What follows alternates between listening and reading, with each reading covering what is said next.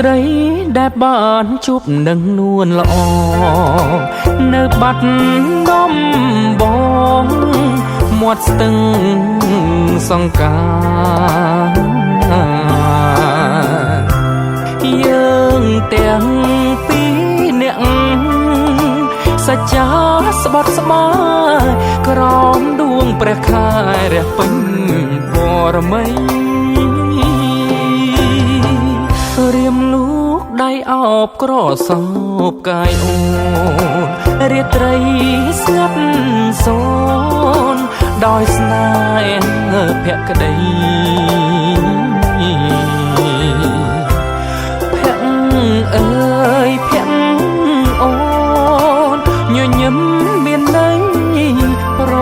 ហើក្លិនស្រីជាប់នឹងដៃបងត្រីរណូនផ្ដួចផ្ដើមនឹកពឹងសល់តែតាវ៉ាសាស័ព្ទឆ្លើយឆ្លងជុំនោះពាក្យអូនដែលធ្លាប់សាសងនៅបាត់ដំបងមាត់ស្ទឹងសង្ការសូមផ្ដាំតាមទឹកផ្ញើនឹកតាមខ្ញុំឲ្យឆោមមកវិលមករកស្នាដូចញរីត្រីកាលពេញបរមីខានីស្ទឹងសង្កែក្រុងបាត់ដំបង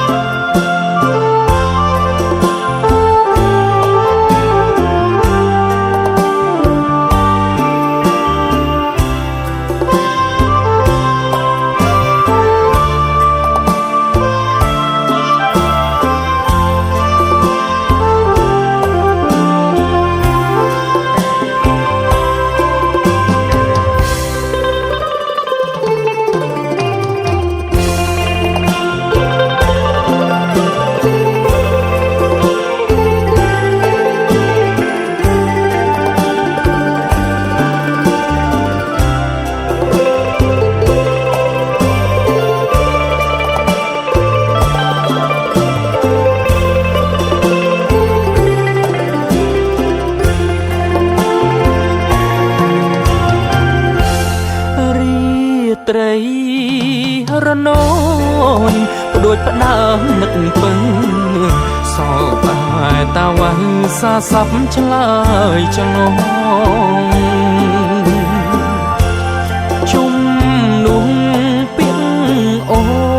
នដែលធ្លាប់សាសងនៅបាត់ដំបងមាត់ស្ទឹងសង្ការសូមផ្ដាំតាមទឹកផ្ញើនឹកតាមខ្ញុំឲ្យឆោម